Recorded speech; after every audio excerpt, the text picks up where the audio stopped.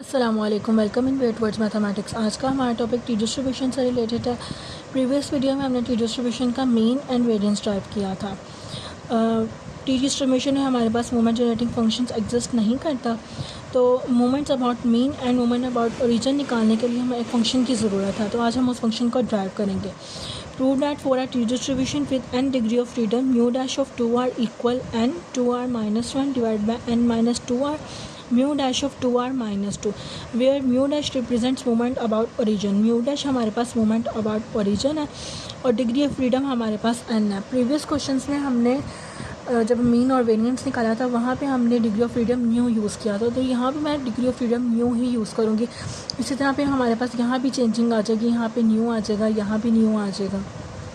अगर आपके पास क्वेश्चन में degree of freedom n given है तो आप n को यूज़ कर लें, अगर आपके पास न्यू गिवन है तो आप न्यू यूज़ कर लें। मैं यहाँ पे degree of freedom nu use करूँगी। म्यू डैश ऑफ 2r हमारे पास इक्वल आ जाएगा एक्सपेक्टेड वैल्यू ऑफ t की पावर 2r। टी हमारे पास टी डिस्ट्रीब्यूशन का वेरिएबल है और टी हमारे पास डिफाइंड है z divided by under root u divide by nu, जबकि हमारे पास z नॉर्मल डिस्ट्रीब्यूशन का रैंडम वेरिएबल है और u हमारे पास chi स्क्वायर डिस्ट्रीब्यूशन का रैंडम वेरिएबल है। इन दोनों की पावर्स को हम सेपरेट कर लेते हैं। z expected value of z की power 2r dot 1 divide by under root u divided by nu की पावर 2r। अब हमारे पास z और u दोनों हमारे पास इंडिपेंडेंट रैंडम वेरिएबल हैं, तो इसकी वजह से हम इन दोनों को सेपरेट कर देंगे। एक्सपेक्टेड वैल्यू ऑफ z की power 2r dot expected value of 1 divide by under root u divide by nu की पावर 2r। ये जो हमारे पास पावर में 2 है इसको हम अंडर रूट से कैंसिल कर देंगे, तो ये हमारे पास सॉल्व करके आ जाएगा एक्सपेक्टेड वैल्यू ऑफ z की power 2r dot expected value of nu divided by u की पावर r। इसके क्वेश्चन 1 का नाम दे दिया। पहले हम इसको सॉल्व करेंगे, फिर हम इसको सॉल्व करेंगे और उसके बाद जो वैल्यूज़ आएंगे उनको यहाँ पे रिप्लेस कर देंगे। कंसिडर कर लेते हैं एक्सपेक्टेड वैल्यू ऑफ z की पावर 2r। z हमारे पास नॉर्मल डिस्ट्रीब्यूशन का रैंडम वेरिएबल है, तो इसलिए हमारे पास लिमिट माइनस इन्फिनिटी से इन्फिनिटी आ जाएगी। माइनस इन्फिनिटी से इन्फिनिटी z की power 2r f of z d z. अब हमारे पास एफ ऑफ जी आ जाएगा 1 divide by under root 2 pi e के power minus z square divide by 2 d z. अब हमने लिमिट 0 से इन्फिनिटी कर दी। जब हमारे पास लिमिट माइनस इन्फिनिटी से इन्फिनिटी और 0 से इन्फिनिटी कर दें तो हमारे पास 2 आ जाता है। 2 डिवाइड बाय ये हमारे पास अंडर रूट 2 पाई को बाहर ले लिया। 2 divide by under root 2 pi 0 से इन्फिनिटी z की पावर 2r ई की power minus z square by 2 d z. Next हम पुटिंग कर लेते हैं। जो हमारे पास z स्क्वायर डिवाइड बाई 2 है हम इसको वाईलेट कर लेते हैं। y इक्वल है z स्क्वायर डिवाइड बाई 2 के 2y इक्वल आ जाएगा z स्क्वायर के। z हमारे पास इक्वल आ जाएगा अंडर रूट 2y के और डी जी हमारे पास इक्वल आ जाएगा dy divide by under root 2y। अब जहाँ जहाँ हमारे पास z स्क्वायर है, z है और डी जी है वहाँ वहाँ हम इनकी वैल्यूज़ रिप्लेस कर देंगे।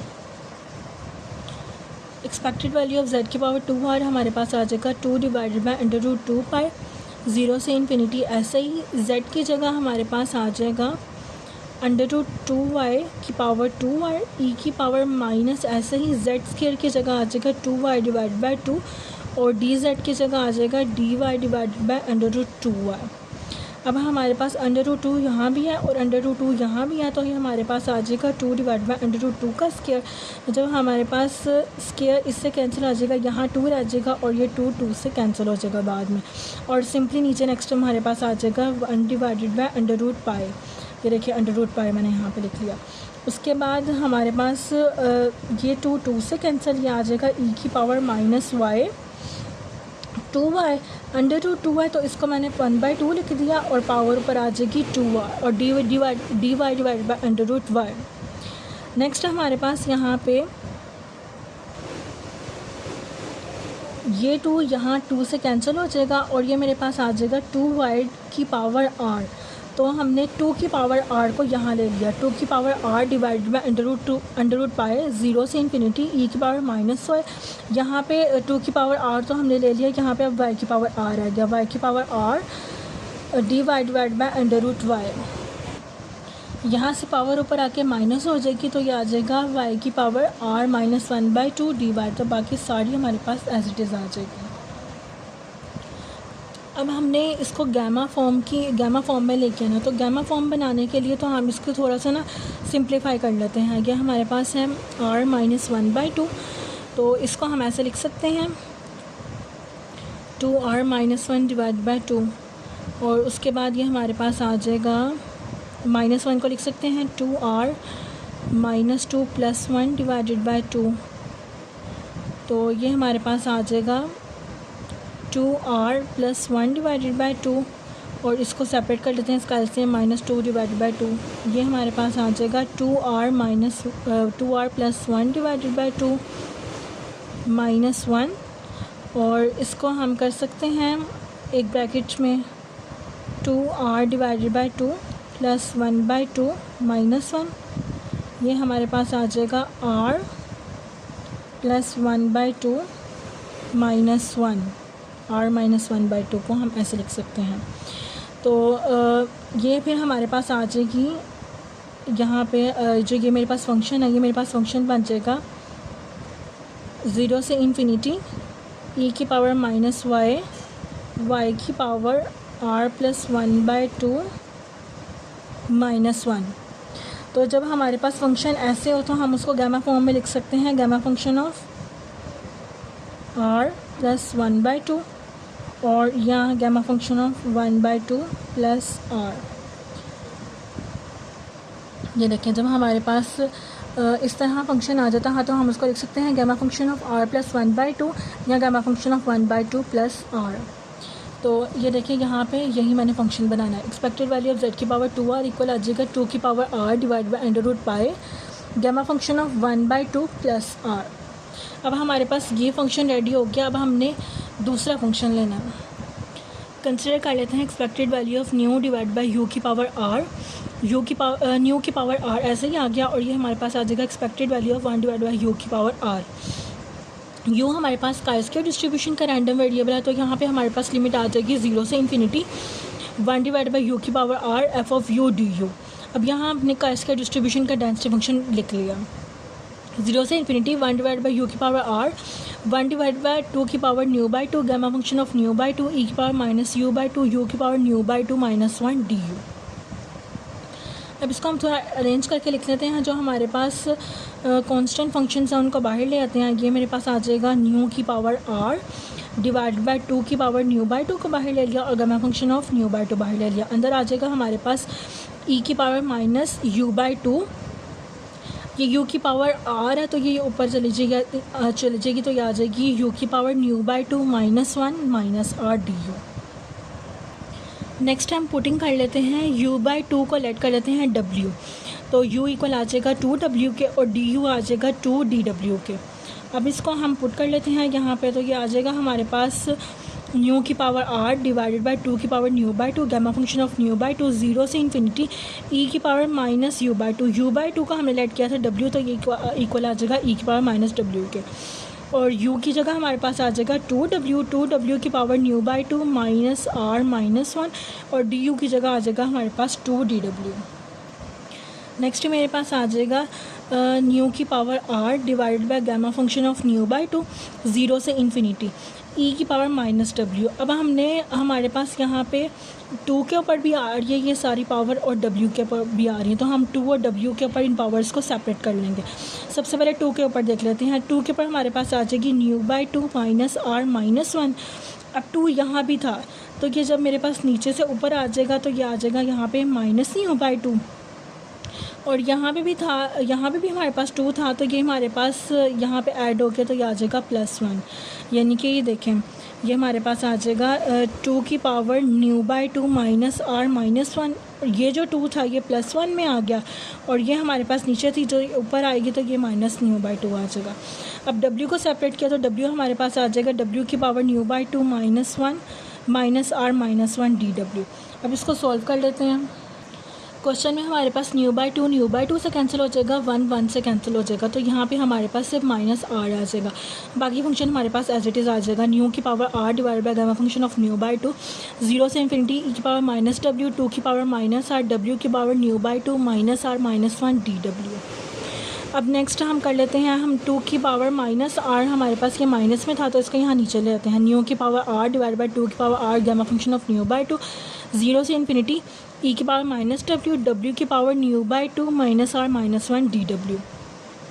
अब ये हमारे पास फिर से गैमा फंक्शन बन रहा है कि हमारे पास ई की पावर माइनस डब्ल्यू और डब्ल्यू की पावर जो हमारे पास जो ये फंक्शन है और उसके बाद माइनस 1, तो हम इसको लिख सकते हैं gamma function of nu by 2 minus r. तो ये हमारे पास एक और फंक्शन बन गया। अब हमारे पास ये वाली भी वैल्यू और एक्सपेक्टेड वैल्यू ऑफ जेड की पावर 2r, ये दोनों वैल्यूज़ हम इक्वेशन 1 में पुट कर देंगे।